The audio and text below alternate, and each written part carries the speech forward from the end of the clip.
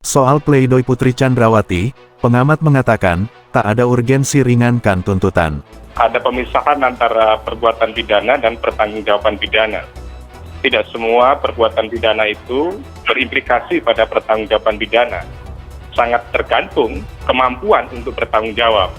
Apakah ada alasan penghapus pidana atau tidak, yaitu berupa alasan pembenar ataupun alasan pemaaf. Alasan pembenar itu adalah adanya faktor eksternal, misalnya ada perintah atasan, perintah jabatan, atau kemudian ada bayar paksa, bila paksa, sehingga kemudian menyebabkan yang bersangkutan melakukan perbuatan pidana.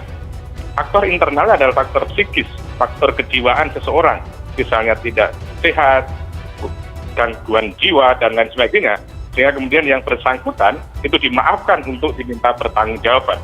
Namun demikian, tentunya tidak mudah mengkonstruksikan seseorang mengalami gangguan kejiwaan. Di dalam pasal 44, pasal 41 KUHP, memang kalau orang mengalami gangguan kejiwaan, sekali lagi, gangguan kejiwaan itu tidak diminta pertanggungjawaban pidana.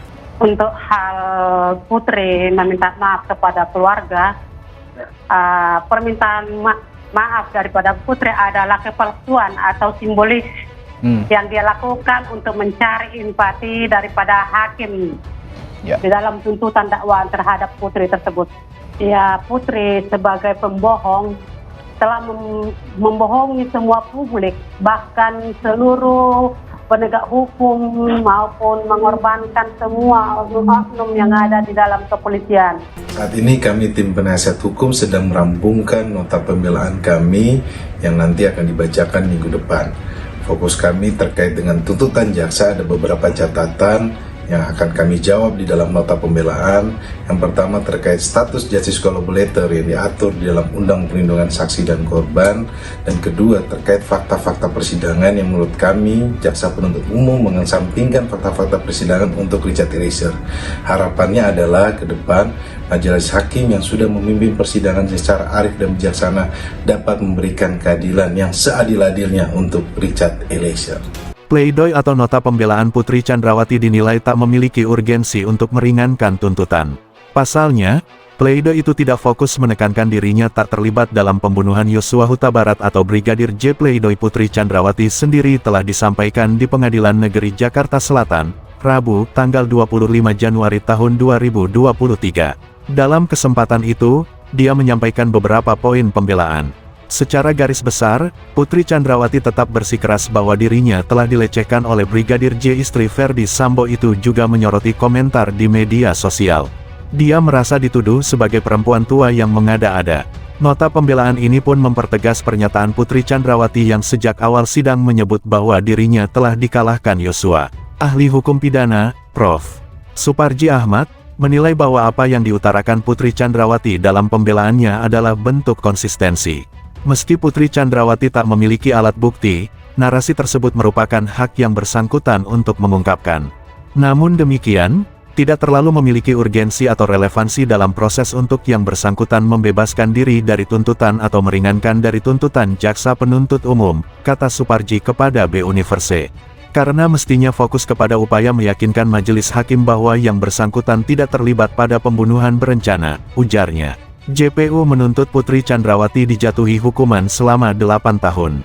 Jaksa meyakini, Putri terbukti bersalah terlibat dalam pembunuhan berencana Brigadir J. Putri Chandrawati disebut sangat mendukung rencana merampas nyawa Brigadir J yang akan dilakukan sang suami atau terdakwa Verdi Sambo. Dalam materi replik JPU nanti, Suparji menilai jaksa harus konsisten dengan yang telah dituangkan dalam tuntutan. Mengingat, Putri Chandrawati tak memiliki alat bukti dan tak punya hasil visum meski mengaku sebagai korban pelecehan seksual. Guru Besar Universitas Al-Azhar Indonesia itu juga menyebut, penting bagi JPU untuk membantah dalil-dalil yang diajukan oleh penasehat hukum atau oleh terdakwa. Misalnya, mengatakan tuntutan ini adalah asumtif, maka perlu dibantah bahwa semuanya ini berdasarkan bukti. Kalau kemudian dianggap ini adalah hanya bersifat misalnya, halusinasi atau kemudian sebuah perekaan, atau kemudian tidak berdasarkan sebuah alat bukti, maka di situ nanti jaksa penuntut umum perlu memperkuat dan perlu membantah dalil-dalil yang disampaikan oleh penasihat hukum, ucap Suparji. Jadi, pada pokoknya apa yang dibantah oleh terdakwa, oleh penasehat hukum itu perlu dikonfrontasi oleh jaksa penuntut umum dalam replik nanti, dan sekaligus menjaga konsistensi terhadap tuntutan yang telah dibacakan sebelumnya, terangnya. Sidang tuntutan jaksa terhadap kelima terdakwa kasus pembunuhan Brigadir J telah digelar sejak Senin, tanggal 16 Januari tahun 2023. Terdakwa Ricky Rizal, Kuat Maruf, dan Putri Chandrawati dituntut jaksa 8 tahun penjara dan Ferdi Sambo dituntut penjara seumur hidup. Sementara, Richard Eliezer atau Baradae dituntut 12 tahun penjara. Diketahui, Putri Chandrawati dinilai sebagai sosok pemicu dalam kasus pembunuhan berencana yang menewaskan Brigadir Nofriansyah Yosua Huta Barat alias Brigadir J. Oleh sebab itu, semestinya Putri dapat dijatuhi hukuman lebih berat dalam kasus tersebut. Demikian disampaikan oleh kuasa hukum keluarga Brigadir J, Martin Lukas Simanjuntak dalam acara obrolan malam Fristian, disiarkan di BTV, Kamis tanggal 26 Januari tahun 2023. Sebagai info, jaksa menuntut Putri dihukum 8 tahun penjara dalam kasus dimaksud. Mulanya Martin menjelaskan, bahwa kesimpulan dalam tuntutan jaksa yakni tidak ada pemerkosaan yang dilakukan Brigadir J terhadap Putri. Justru yang terjadi adalah perselingkuhan antara Brigadir J dengan Putri, walaupun pihak keluarga sebetulnya menentang kesimpulan dimaksud. Makanya kalau jaksa konsisten, seharusnya Putri Chandrawati itu adalah sebagai pemicu di dalam peranannya, ujar Martin. Oleh sebab itu, Martin menilai hukuman untuk Putri seharusnya tidak bisa disamakan dengan terdakwa lain yang dituding punya peran turut serta dalam kasus ini yakni Kuat Maruf dan Ricky Rizal. Keduanya diketahui juga dituntut jaksa dijatuhi hukuman 8 tahun penjara dalam kasus ini.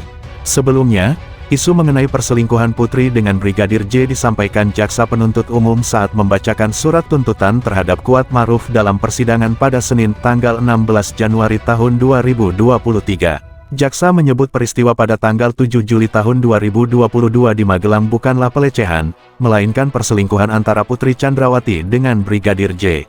Perselingkuhan itu yang disebut jaksa memicu pembunuhan terhadap Brigadir J perlu diketahui, Kejaksaan Agung Kejagung menyebutkan isu perselingkuhan Putri Chandrawati dan Brigadir J hanya sebatas bumbu dalam tuntutan.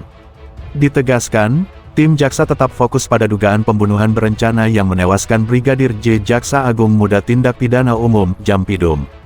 Fadil Zumhana mulanya mengaku telah memanggil tim jaksa dalam perkara Brigadir J. Dia menanyakan soal alasan isu perselingkuhan Putri dan Brigadir J turut disebut dalam tuntutan.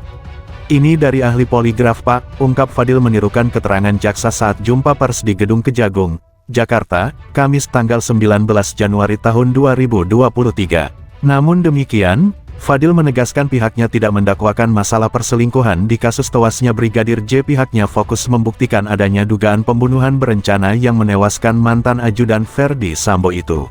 Namun ada bumbu dari poligraf, tingkat kebohongan. Jaksa itu boleh memasukkan dalam salah satu alinea tuntutannya. Enggak apa-apa, tetapi bukan kami mendakwa selingkuh, ujar Fadil.